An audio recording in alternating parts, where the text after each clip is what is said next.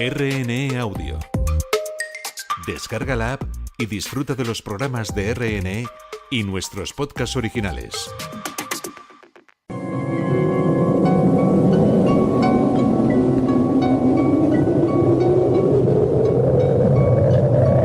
Solo cuando el túnel está en la más absoluta oscuridad es cuando puede volver otra vez la luz.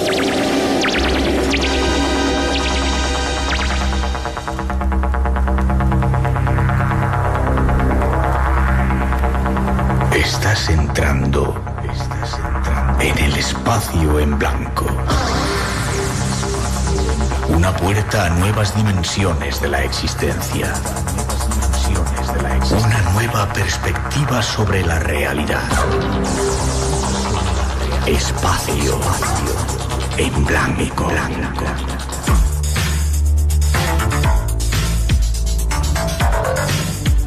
Una producción escrita y dirigida por Miguel Blanco.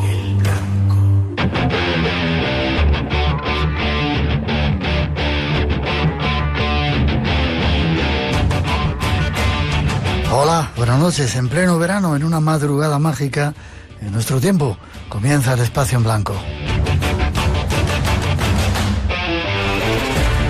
Algo que hacemos desde el estudio 104 de la Casa de la Radio, como siempre, con los saludos y la bienvenida de todo el equipo. En la parte técnica, Laura San Eusebio, Pilar Bobadilla en la producción, Juan Gómez en la redacción y Tere Vilas en la locución.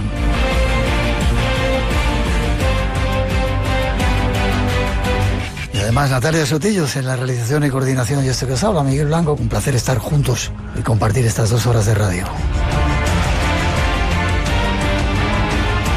Tenemos formas de comunicarnos. Déjate caer en nuestras redes. eBlanco Radio RNE.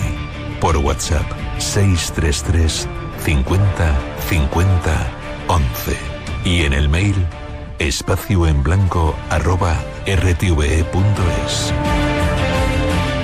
Invitados especiales aguardan hoy para que podáis disfrutar de los sonidos y las imágenes de la radio en este verano español. Y para empezar, tras esa introducción, uno de vuestros temas favoritos que tiene que ver con vampiros.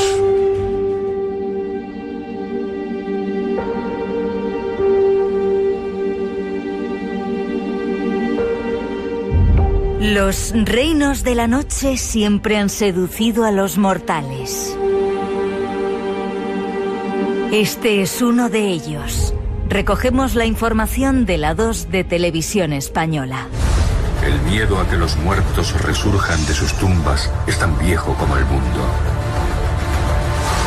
Y entre esos seres que podrían resucitar, los más temidos son los vampiros, los terroríficos señores de la noche. Yo soy Drácula. Seguro que habéis oído hablar de mí. Una criatura de la noche que se alimenta de sangre. Y no estoy muerto, pero tampoco vivo.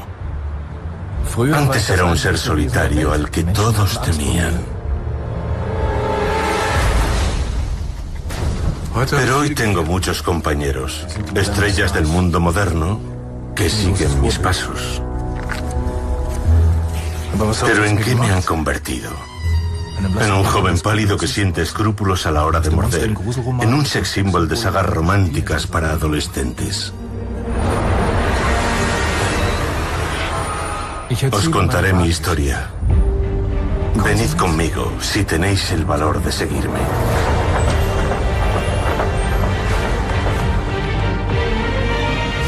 Queremos seguir los pasos de estos seres tenebrosos y conocer algo más de su historia. Para ello, nos acompaña un invitado muy especial que ha viajado por el mundo tras sus huellas.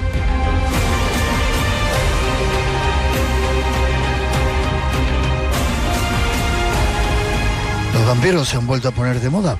Películas como Nosferatu los han vuelto a traer a la actualidad. Y vamos a volver a conectar con alguien que sabe mucho de ellos, Juan Antonio Sanz. Buenas noches, Juan Antonio. Buenas noches, Miguel, ¿cómo estamos? Qué placer que estés de nuevo en el programa. Lo que yo no sabía es que habías estado bueno, eres periodista, escritor, ahora te preguntaré por qué esto de los vampiros, pero has estado como corresponsal de la agencia EFE en Rusia, Japón, Corea del Sur y Uruguay. Sí, y también, bueno, he trabajado también como periodista o en la cooperación internacional en Bolivia y también en Cuba como analista. Es decir, han sido como 6 o 7 países, incluido España, donde me he movido y que, bueno, pues para el tema vampírico, que no tiene que ver mucho con las guerras, ni mucho menos, pero sí que me ha servido para ir recabando informaciones y hacer lo que siempre he querido, el periodismo, la investigación de campo. Y has sido profesor en varias universidades internacionales. Eres especialista en historia militar y en servicios de inteligencia, acreditados por el Instituto Universitario General Gutiérrez Mellado. Todo esto lo estoy leyendo en la contraportada de tu libro. ¿Y estuviste en la guerra de Chechenia?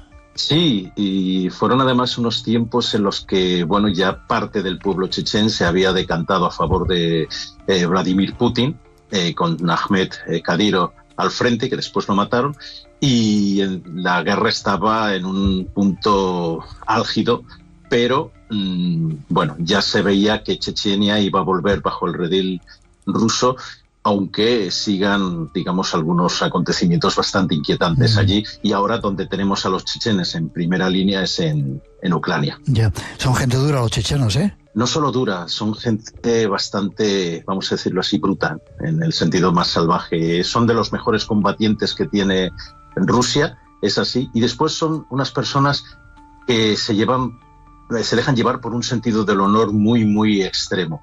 Entonces, son posiblemente los combatientes más duros con los que se ha enfrentado el ejército ruso, y quizá no sean tan valientes como pueden serlo ahora los ucranianos, pero desde luego les quedan cerquita. ¿Cómo ves el mundo, Juan Antonio? Este momento que estamos viviendo, que dicen histórico, comienza una nueva era. Tú que eres analista también de este tipo de cosas. Pues no lo veo nada bien, y precisamente desde que el presidente Donald Trump ha asumido su cargo, lo veo incluso peor y más complicado.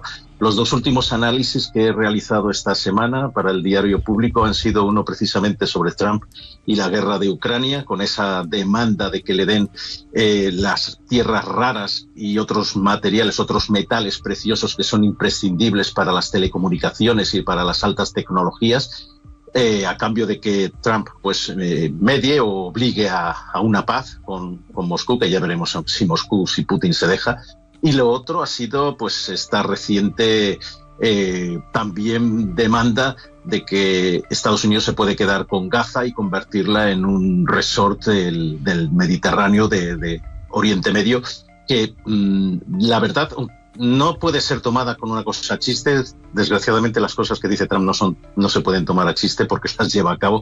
Entonces me mete mucho ruido en todo lo que está ocurriendo allí, y además si se junta con un tipo como Netanyahu, pues ya está el fregado montado. Entonces sí que las circunstancias están muy duras, van a ser más duras todavía, porque los chinos no se van a plegar a las exigencias comerciales de Estados Unidos. Recientemente acabo de llegar de Pekín, donde están mis hijos, viven allí. Entonces sí he visto una sociedad muy fuerte y preparada para cualquier contingencia económica y de cualquier tipo. Y eso deberíamos intentar comprender mucho más a otras partes del mundo que no son solo Occidente. Este es nuestro invitado, con él no vamos a hablar de política, nos vamos a ir con otros misterios, ya veréis.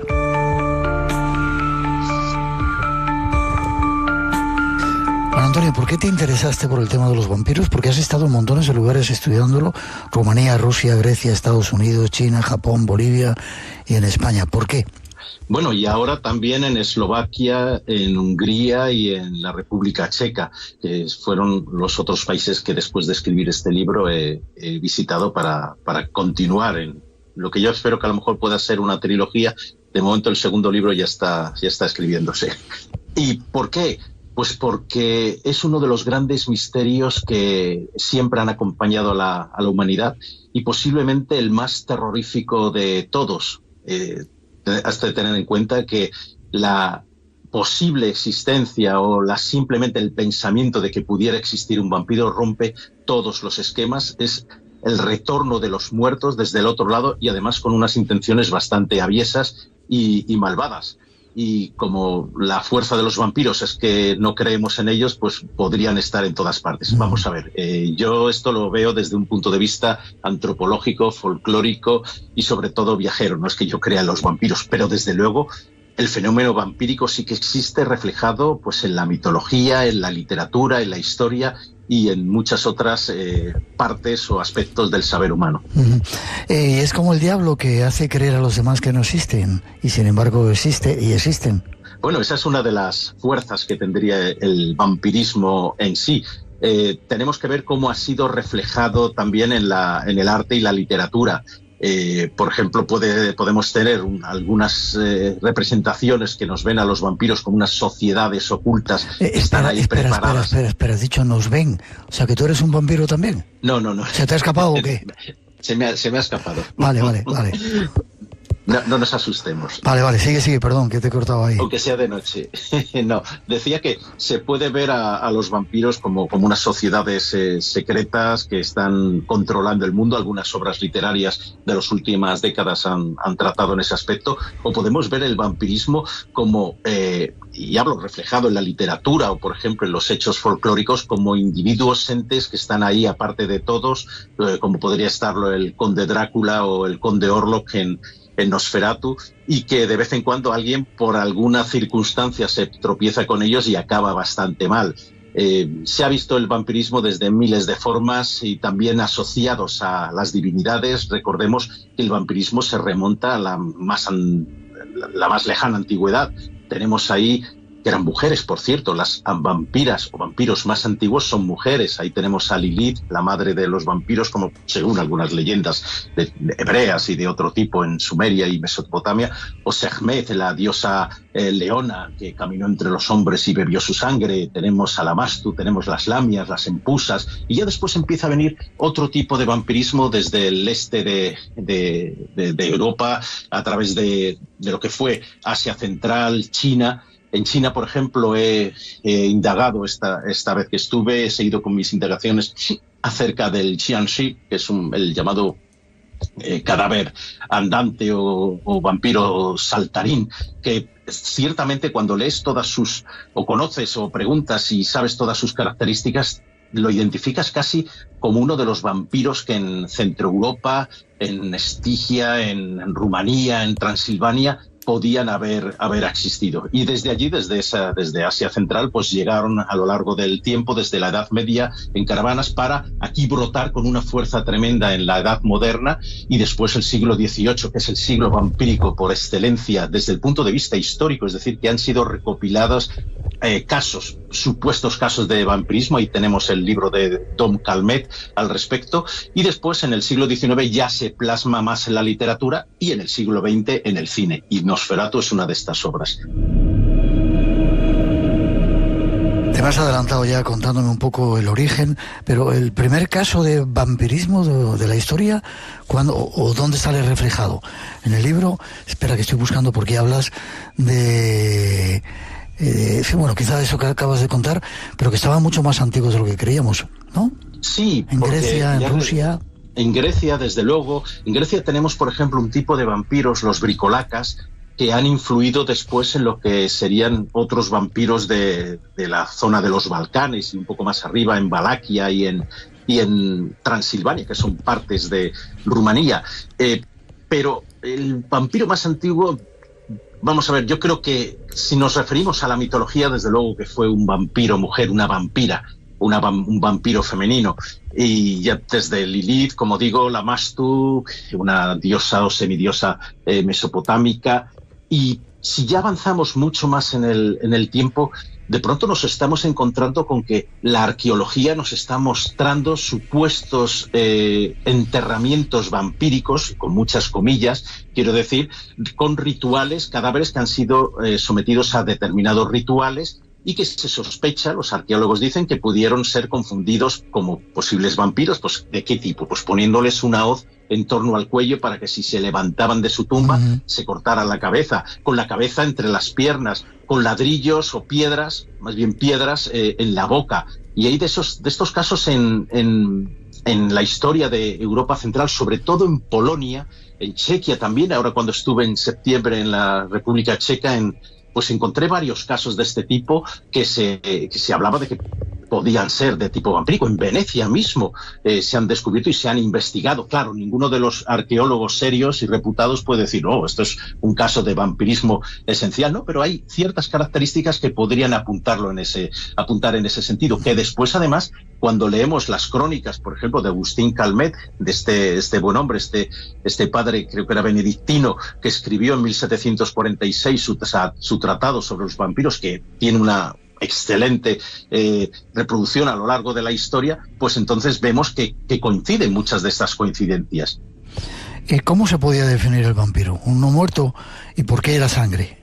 Bueno, hay muchas maneras de definir al vampiro. El vampiro es un ente, un ser, un hombre, una mujer que ha podido ser o dominado por un espíritu ajeno y convertirlo en ese cadáver andante, o puede haber sido simplemente un mago negro que se ha transformado a lo largo del tiempo en un no muerto. Un no muerto, un vampiro, es un ser, una persona que no está muerta, pero está muerta. Sería complicado explicarlo. Ha traspasado el rumbo, el umbral que separa la muerte de la vida y está en nuestro universo, digamos, en nuestra dimensión, por decirlo de alguna forma, chupando la sangre de otros seres humanos o tomando toda su esencia energética para poder mantenerse en esta vida un poco extraña, porque están muertos en realidad. Podría ser, vamos a imaginarnos, un zombie que, sin tener todas estas peculiaridades de los zombies, que son imbéciles, que se comen todo lo que vean, pero tiene esa conciencia. Un vampiro es una especie de zombie con conciencia que tiene la capacidad de perdurar en el tiempo, gracias a la sangre. Es decir, un vampiro no es inmortal porque puede ser aniquilado, pero un vampiro sí que tiene esa tendencia a la eternidad y puede vivir, según todas las leyendas, repito, según las historias, durante cientos o miles de años.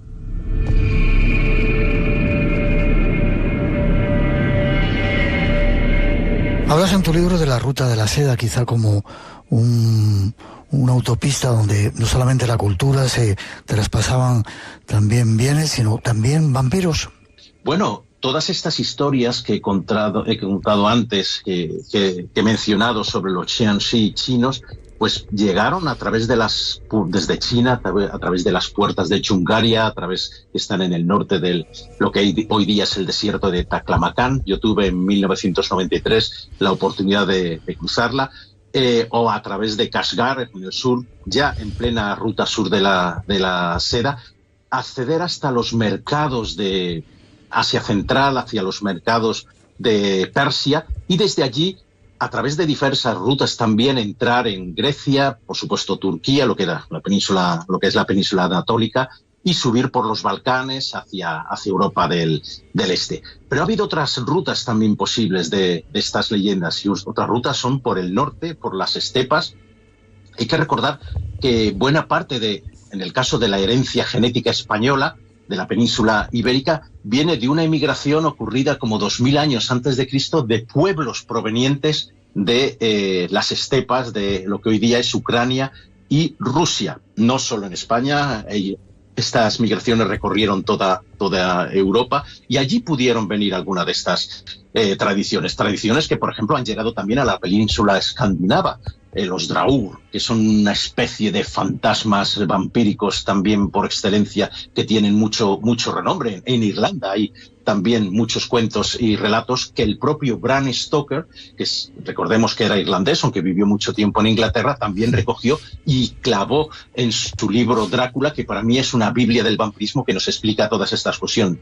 Yo estuve en el 1993, yo era un crío entonces, estaba estudiando en Moscú, y hice con un amigo, Norihite Mitsui, hicimos la ruta de la seda desde Moscú, bajando hacia el sur de Kazajstán. Subimos, entramos por las puertas de Chungaria, estuvimos en sitios que después encontré que habían sido relacionados con temas vampíricos, por ejemplo en Luolan, cerca también de donde está el templo de Shaolin, la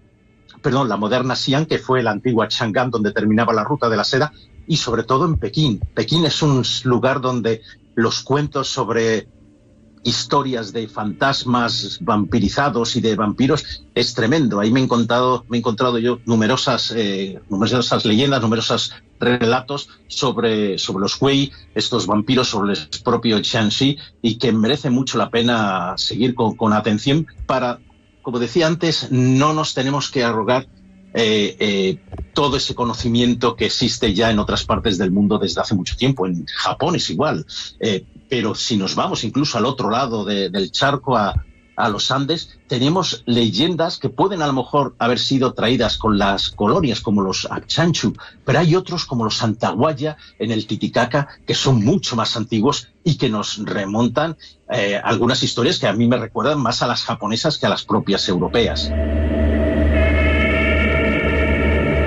Un paréntesis, Juan Antonio, ¿qué hacías estudiando en Moscú? Bueno, yo cuando terminé la universidad, yo ya sabía, como periodista, yo sabía que me quería dedicar al ámbito internacional. Entonces, en el último año me había puesto en la escuela de idiomas a estudiar ruso y árabe.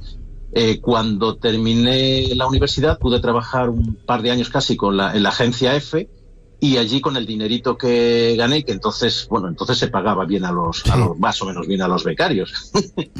Hoy día los becarios pagan, pero bueno, en aquel entonces se pagaba a los becarios, y tuve una disyuntiva: o comprarme una moto de estas, una chopper, o irme a estudiar a Moscú. Y me fui a estudiar a Moscú. Bien, quería ir después a terminar el árabe en el Cairo, pero ya me reenganché en Moscú un par de años y volví después al cabo de un tiempo. Entonces, ahí en Moscú pues hice muchos viajes, muchas aventuras, y una de estas fue la de la Ruta de la Seda en el año 93. Después volví en el año 2000, que es 2003, cuando estuve en Chechenia y en otros sitios. Y bueno, esto me sirve a que hoy día pues pueda hacer análisis sobre lo que está ocurriendo desgraciadamente en Ucrania. Cosa que nos alegra. Volvemos con los vampiros. ¿Hay vampiros saltarines? Claro, los Jiangxi es muy interesante porque su aspecto, lo primero, es horripilante. Parece que están vestidos a la guisa de un antiguo mandarín, con el pelo blanco, que pueden distinguir a sus presas por el oído y por el olfato, porque no ven bien o no ven en absoluto, y se mueven, tienen las extremidades tan rígidas que se mueven a saltos. Las historias dicen que estos Jiangxi pudieron estar inspirados en la forma en que en China se transportaba los cadáveres de unas aldeas a otras. Quiero decir, en China es muy importante, sobre todo en la antigua China, que cualquier persona que hubiera muerto fuera de su tierra chica, de su patria chica, de su hogar, pues pudiera regresar el cadáver y allí recibir las honras fúnebres, muchas veces repetidas, pero correspondientes. Entonces, una de las formas de trasladar a estos cuerpos pues eran en pértigas, que llevaban 3 o 4 culis, o sea, personas fornidas, las llevaban a los hombros, y los cadáveres iban también verticales. Entonces, cuando por la noche, porque se movían por la noche, si no hubiera sido un espanto tremendo, y además el olor estos los iban llevando, no había tanta buena forma de conservarlos. A lo largo, a lo mejor se podrían mover 200, 300, 1000 kilómetros, pues alguien que los viera con los farolillos veía cuerpos que iban rebotando, que iban como balanceándose, y era muy interesante porque, claro, veían, no era la Santa Compañía, era la compañía de los vampiros. Entonces es muy interesante esta. Hay una película que yo recomiendo a todo el mundo, es Kung Fu y los 7 vampiros de oro, que así suena chistoso y parece de guasa, pero no, yo creo que es una de las películas así antiguas más interesantes sobre el tema de vampirismo, y vemos al profesor Van Helsing y a su hijo, pues investigando ciertos casos de vampirismo en China, y ahí aparece Drácula, que se había, transformado en uno de esos jefes vampíricos de la zona. Merece mucho la pena. Se ríe uno, y además tiene ese ambiente también tenebroso, mucho mejor que en otras películas de la Hammer.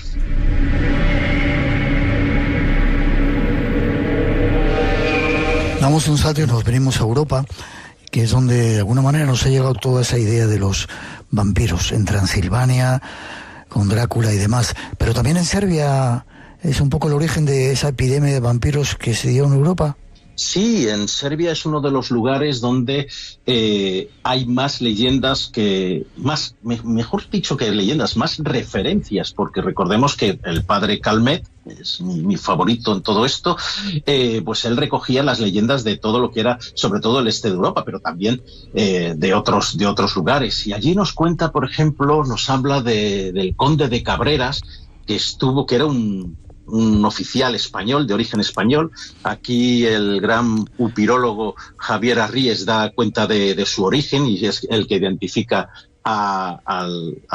el conde de Cabreras con Juan Gil y Perellós, un oficial español que tras la guerra de sucesión a principios del siglo XVIII marchó con su regimiento para servir con el regimiento con los Habsburgo, que habían perdido la guerra ante los Borbones, para servir en esas zonas después de algunos tratados que había habido con los turcos. Y allí en esta zona de Serbia pues hacen referencia, y en lo que fue el banato de Timisoara, que está en Rumanía, pues hacen referencia a casos ocurridos en aldeas donde estaban habitadas pues por gentes fronterizas que se dedicaban a la agricultura, a la ganadería, pero que servían un poco como tapón ante el avance también de los turcos de las gentes musulmanas que subían hacia el norte. Y entonces habla sobre casos de vampirismo. Les habían llegado a decir, por ejemplo, que uno de los casos más famosos, un oficial en una misión de estas, buscando las razones por las que había cierta inquietud entre estas tribus, entre estas poblaciones, se queda en la casa de uno de los magnates de uno de los grandes campesinos. Están cenando y tal, y de pronto entra un señor mayor, se sienta en una de las sillas que estaba vacía, todo el mundo mantiene un silencio, nadie habla más, termina su refrigerio, y cuando se van a dormir, de pronto se oye por la noche un jolgorio tremendo, mucho ruido y tal. Se despierta el oficial y ¿qué sucede? Dice, le pregunta al anfitrión, al dueño de la casa, y dice, ¿te acuerdas de esta persona que estuvo y que entró? Dice, sí, este hombre mayor y tal. Dice, no, era mi padre. Bueno, ¿y qué? Ya, es que murió hace 10 años. Entonces, todo esto pasa, es lo que le sucede también, lo que cuenta que le ocurrió al conde de Cabreras y demás. Y entonces se va recogiendo todo lo que ocurre en el norte de Serbia, en el sur, centro y después también en Transilvania, en el caso de Rumanía, y también que se conocen menos, pero sin embargo yo creo, es mi opinión, que es la zona vampírica más temerosa, por decirlo de una forma, que es lo que era la antigua Hungría occidental, la parte más occidental de los Cárpatos, en los montes Tatras, donde estaba el castillo de Orava, que es donde se rodó en 1921 Nosferatu, para ser después estrenada en 1922, estoy hablando de la versión original, y también donde vivía la temible condesa sangrienta Erzsébet Báthory, a quien se acusaba de haber asesinado, se le hizo un juicio y todo, a más de 600, hasta 650 doncellas y mujeres y niñas, para con su sangre intentar regenerarse y demás. Y estamos hablando de finales del siglo XVI y principios del XVII. Esta mujer, creo que fue, si hubo una vampira humana, esa fue Erzsébet Báthory. ¿Ese español, el conde Cabreras, que estuvo en Transilvania, era cazavampiros o simplemente recogió lo que estaba ocurriendo allí? Bueno, vamos a ver, cazador de vampiros. Era uno de los oficiales, mandaban oficiales médicos también, enviados por la corte de Viena para tratar que los haiduques, que eran una especie de cosacos de la zona, no eran cosacos de la zona de Ucrania, ni mucho de la Zaporilla, ni mucho menos, sino que estaban en esta región que es fronteriza con los Balcanes. Este hombre, pues, en 3 ocasiones al menos tuvo que exhumar por la presión de los propios campesinos, porque si no habrían protagonizado una revuelta o sendas revueltas, tuvo que organizar esta exhumación de cadáveres de gente que los campesinos decían que eran vampiros. Entonces los descubrían, veían posiblemente algunos signos preocupantes, pues que no habían sufrido el proceso de putrefacción, y mucho menos que tenían la carne más o menos tirante y tal, o que tenían sangre en las comisuras de los labios. Entonces lo que hacían era primero empalarlos, esto delante de toda la aldea, porque si no, no habría tenido sentido. Si no, los propios soldados no habrían llevado a cabo estas cuestiones, ni muchísimo menos.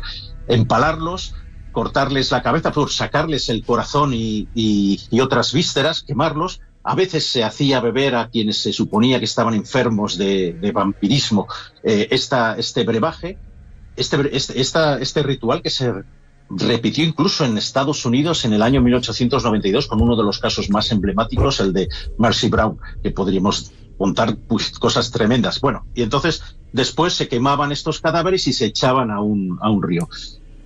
Anteriormente eran, y después de que estas brigadas de militares intervinieran, pues había otros grupos de personas que se dedicaban también a ser cazavampiros en la zona, y eran los gitanos, clanes de gitanos que se llamaban los mutiladores de cadáveres y que realizaban más o menos estos mismos rituales.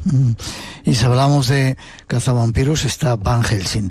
¿Existió de verdad? ¿Era un personaje histórico? Cuéntame un poco algo de él. Bueno, tanto como un personaje histórico no, pero sí.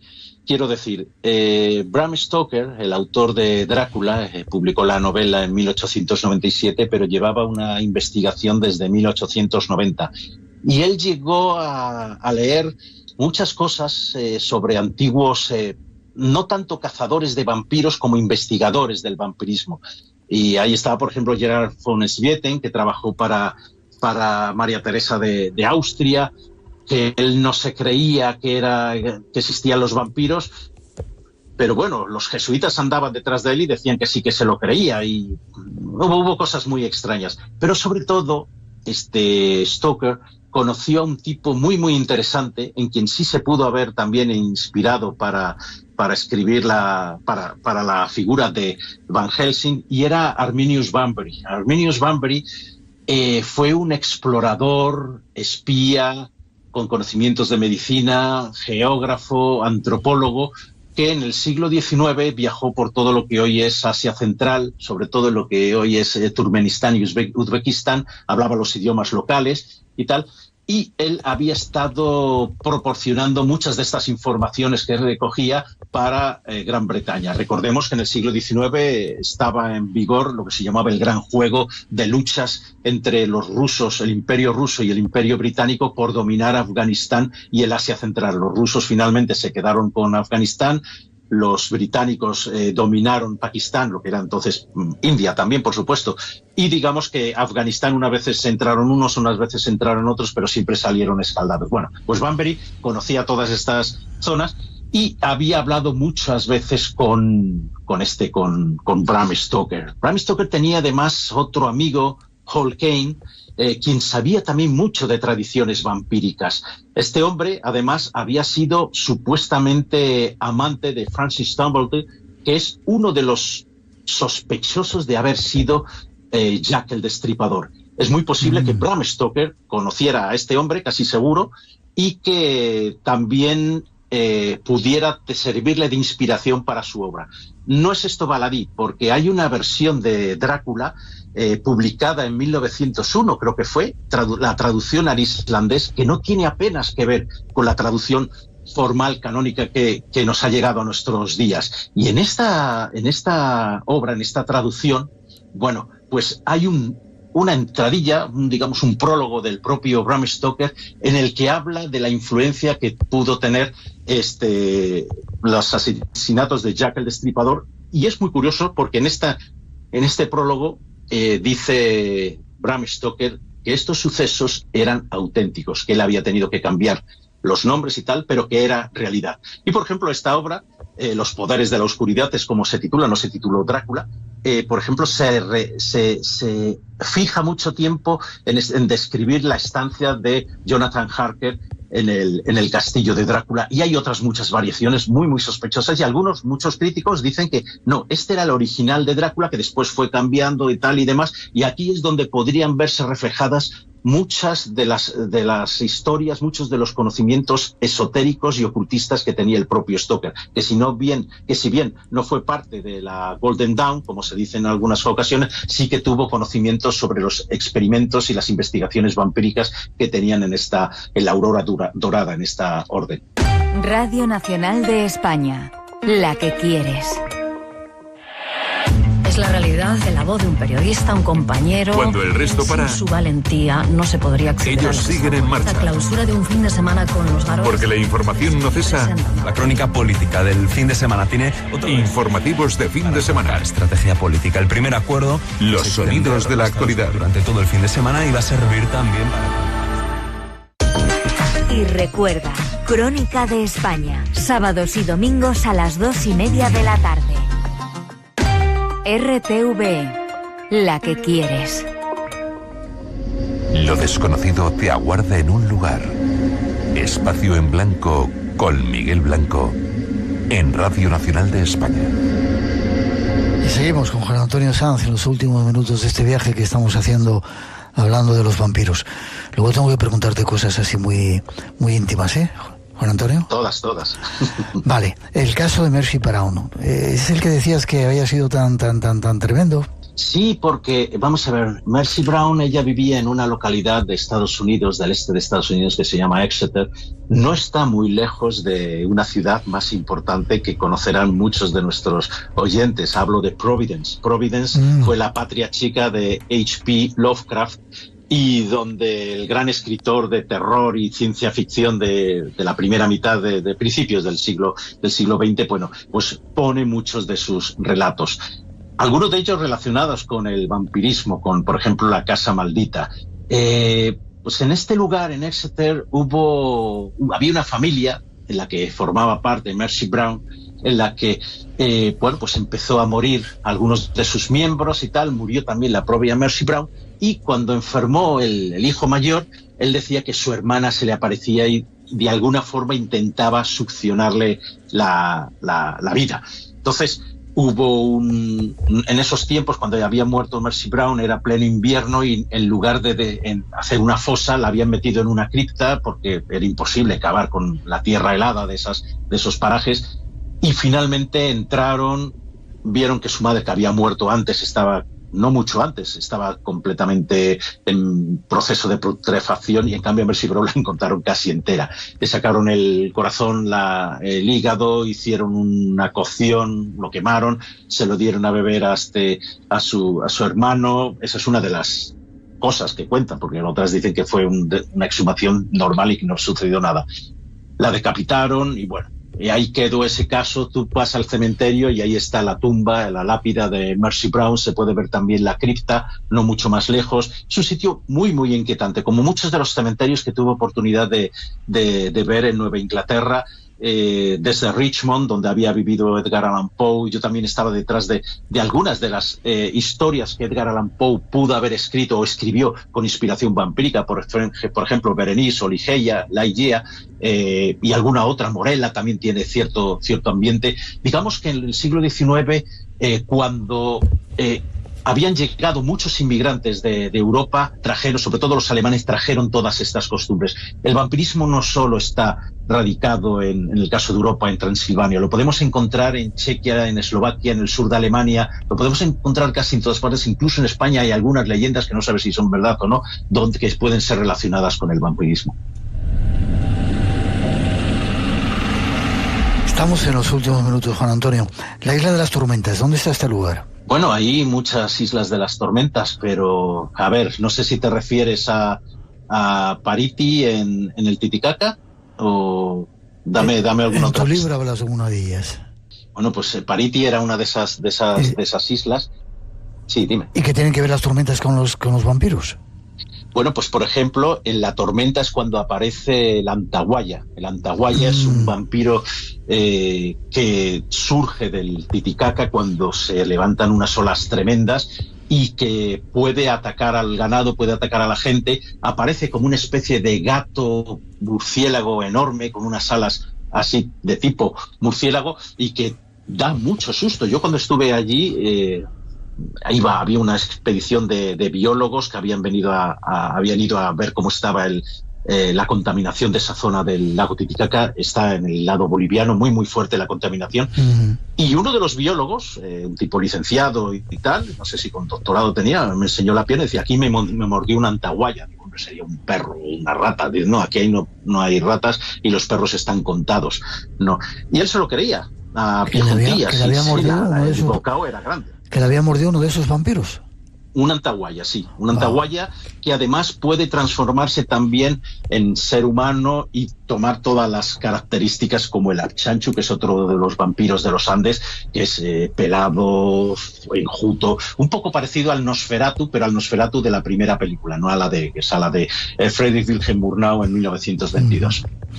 Vale. No hace mucho descubrimos que en algunos mercados en Madrid y españoles iban muchas mujeres a tomar sangre. Sí, porque la sangre siempre se ha considerado que contiene esas propiedades, desde hierro y otras sustancias, que ayudan a mejorar, digamos, ciertas enfermedades. Eso es lo que se creía. Por ejemplo, la tisis, lo que es la tuberculosis. Entonces, a los mataderos solían acudir pues con sus cantarillas de leche a recoger esta sangre y tratar de mejorar de alguna forma. Algunos de los asesinatos más importantes de niños en finales del siglo XIX y principios del XX se dieron con esa intención, pero esas costumbres han perdurado hasta muy muy adentrado el siglo XX. Yo nací a finales de los años 60 y mi señora abuela, en el pueblo de Turégano, que cito también en el libro, a mí me mandaba con la cantarilla de leche a coger sangre, a por sangre a la carnicería y tratarla y después tomarla ella no hacía morcillas, pero sí empanadas, haciéndola frita con cebolla, y demás. Y lo que ella decía, lo que decía mi abuela, decía, con esto os protegéis de todo, de los que están aquí y de los que están allá y de los que están en medio, que son los que os hacen enfermar. Entonces era muy, muy curiosa todas estas leyendas en torno.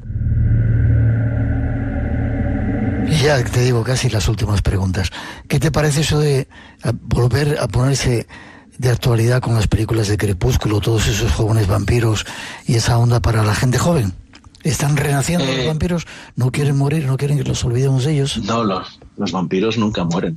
Los vampiros están siempre. Los puedes matar, puedes aniquilarlos, mejor que matarlos, porque no están muertos, entonces no están vivos tampoco, no puedes matarlos. Pero desde luego que es una buena costumbre todas estas películas. Yo he visto Crepúsculo, no pasé de ahí porque me pareció un poco renegar del sentido más antropológico, más folclórico y más ancestral del vampirismo, pero hay otras que están muy bien. Yo aconsejo a nuestros oyentes, por ejemplo, que vean cualquiera de las dos versiones de Déjame entrar, donde la niña es una vampira. Hay una serie también estupenda y es el único caso, yo creo, donde he sentido yo simpatías tremendas por un vampiro, pero ahí tienes también Entrevista por el vampiro con sus libros de Anne Rice y toda la serie que siguieron, y después otras películas muy terribles como 30 días de oscuridad, que es una de las mejores películas de vampiros que hay. Sucede en Alaska en una noche eterna de 30 días y es tremenda. Y esta propia de Nosferatu, este remake, el otro remake que hubo de Herzog, o sobre todo la original. Yo prefiero que se acuda a la original. Cuando uno ve esa película y después pasea por los atrios del castillo de Orava, a determinadas horas ya, cuando empieza a subir la tarde, la sensación es tremenda. Y si pueden ir a Chachtice, donde vivió esta vampira humana que yo digo, la condesa Elizabeth Bathory, entonces la sensación es tremenda. Hay muchas rutas vampíricas que se pueden seguir y yo las aconsejo una tras otra. Terminamos. Preguntas íntimas que te hago.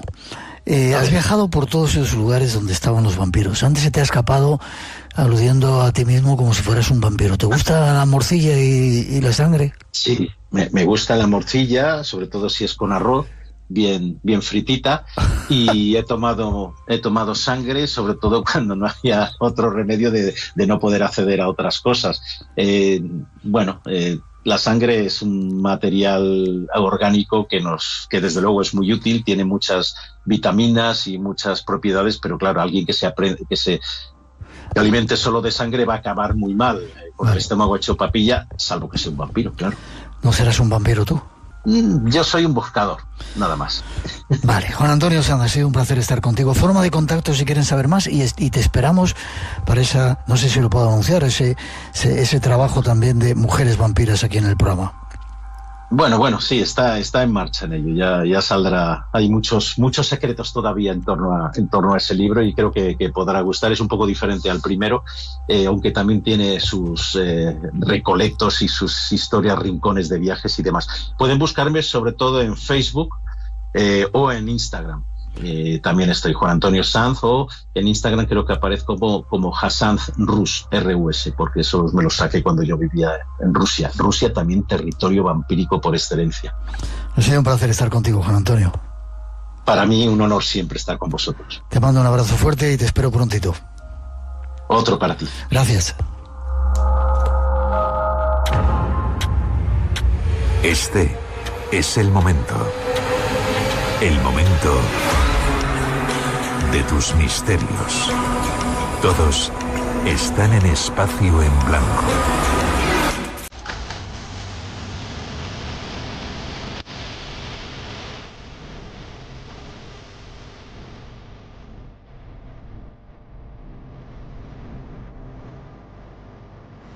Hay personas en nuestro país que tienen el empeño de sacar adelante la cultura y la tradición. Van por ciudades que son patrimonios de la humanidad. Estuvimos en Córdoba con ellos y volvemos dentro de poco a Toledo, a un castillo. Él es Luis Débora. Buenas noches, Luis. Buenas noches, Miguel. Un placer, como siempre, estar en Espacio en Blanco. Y para nosotros, ¿qué es? ¿Ya estás preparado de nuevo para volver al castillo? Pues sí, volvemos en esta ocasión al 4º Congreso Toledo Ciudad Mágica. Volvemos a recuperar esa época de Alfonso X el Sabio, de Azarquiel, donde se reunían en Toledo los mayores eruditos en varias temáticas, y eso es nuestra intención, volver a recuperar ese conocimiento que tuvo esta ciudad tan importante. Qué curioso es que todo eso, bueno, parece que se ha perdido, aunque en Toledo y en algunos otros sitios, lo vimos también en Córdoba, ahí hay una onda que se utiliza por entre el mundo de los turistas y de la gente que va por ahí a ver 4 monumentos, y sin embargo hay algo muy potente y muy poderoso, una energía que todavía late, ¿verdad? Sí, correcto. No solamente late, sino que la gente sigue queriendo aprender, y con esa intención lo hacemos estos congresos. Seguir aprendiendo. Actualmente tenemos como digo yo, la mayor biblioteca que tenemos en la actualidad, que es Google. Antiguamente era la biblioteca de Alejandría, y con esos conocimientos que tenemos es el momento también de no solamente adorar esas cenizas de lo que fueron esas ciudades, sino también de mantener ese fuego con estos congresos y con divulgando lo que es todo el conocimiento. Cuarto año, 4º congreso, ciudad de Toledo, ¿verdad? Me dices. Correcto, ya es el 4º año donde Toledo se vuelve a ser epicentro del conocimiento. ¿Fechas? Pues las fechas son el 19 de septiembre, el 20 de septiembre y el 21 de septiembre de ese año 2025. ¿Y va a ser en el Castillo de San Servando? Correcto, como siempre lo hacemos en el Castillo de San Servando, un lugar donde especial, un antiguo castillo templario, y donde lo importante es que los asistentes se sientan a gusto y puedan disfrutar de esta ciudad con unas vistas estupendas, y donde la esencia de la ciudad se puede ver con más claridad, ese alma de Toledo. Un castillo de templarios y donde dicen que hay fantasmas, y veréis la gente que va a estar ahí.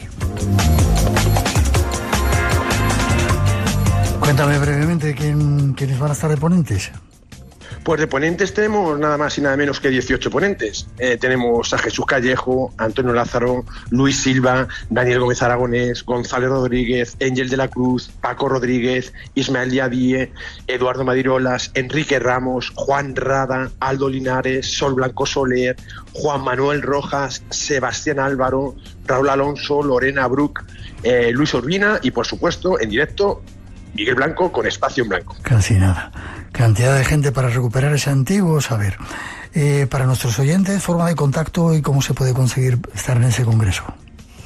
Pues llamando al teléfono 669... Espera, que voy a apuntar. 669... 07... 80... 07. ¿Vuelve a repetirlo? El teléfono 669 07 80 07. Una aventura para pasar un fin de semana en septiembre 19, 20 y 21 en un castillo, el castillo de San Servando, que a mí la verdad que me ha asombrado siempre. ¿Y que hay posibilidad de dormir en el castillo también este año? Correcto, el castillo solamente estará dedicado para los asistentes y ponentes, y allí disfrutaremos no solamente de las ponencias, sino también luego de la convivencia entre todos en ese lugar tan especial. ¿Y hay ruta de Toledo mágico? Sí, tenemos luego actividades el domingo, tenemos varias actividades, tenemos por ejemplo una meditación con Eduardo Madirolas, tenemos también una sesión práctica de estados de conciencia con la tecnología del Instituto Monroe, tenemos esa ruta cultural por Toledo Mágico, y también por supuesto este año también añadimos en la visita al yacimiento arqueológico de Guarrazar. Wow, casi nada, donde estuvo ese tesoro tan increíble. Ahí esa es la cita, una próxima cita del Espacio en Blanco, 19, 20, 21 de septiembre. Toledo, Ciudad Mágica. Luis, gracias por el esfuerzo, nos vemos prontito y enhorabuena por el trabajo. Gracias a vosotros como siempre, muchísimas gracias. Un fuerte abrazo, nos vemos prontito. Un fuerte abrazo. Estás en Espacio en Blanco, con Miguel Blanco, en Radio Nacional de España. Quiero mandar un saludo a Miguel Blanco y a todo su equipo que hace posible este Espacio en Blanco, en el que cada semana personas como yo, que os manda este audio desde Badajoz, en ese viaje de ida y de vuelta hacia el trabajo, que precisamente es dedicado a la radio, a la información, pues hace que ese camino sea aún más llevadero, con toda la sabiduría que tiene Miguel Blanco, con toda la sabiduría, la experiencia y el aprendizaje que muestran sus invitados, esas músicas especiales y esa gran producción de este programa, que ya son más de 1000 programas, y esperamos que algún día Miguel quiera acercarse también a este bonito rincón de esta Extremadura misteriosa, en la que también yo, como divulgador de misterio, me haría mucha ilusión algún día, no solo para mí conocerle en persona, sino también para muchos pacenses, y bueno, pues contagiarnos de la magia de la radio del misterio, de esas madrugadas del fin de semana aquí en Radio Nacional de España. Gracias, Miguel. Hola, pura vida. Quiero agradecer a todo el Espacio en Blanco por ser un lugar donde se escriben tantas historias, tantas realidades, se conocen a tantas personas, y donde también de alguna manera u otra nos hace pensar en nosotros mismos. Desde la ciudad de Grecia, en Costa Rica, deseo mandarles todo lo mejor y que sigamos adelante todos, siempre hacia adelante. Muchísimas gracias. Después de un año tan complicado, donde el misterio tal vez nos ha ayudado a poder soportar todo lo que hemos pasado.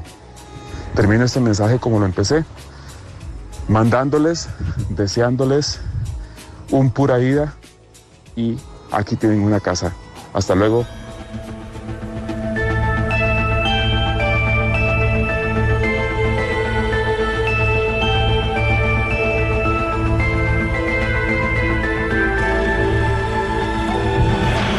Tenemos que hacer una pausa obligada. Llegan las noticias de las 3, las 2 en las Islas Canarias, y nuestros compañeros se encargan de ponernos al tanto de toda la actualidad.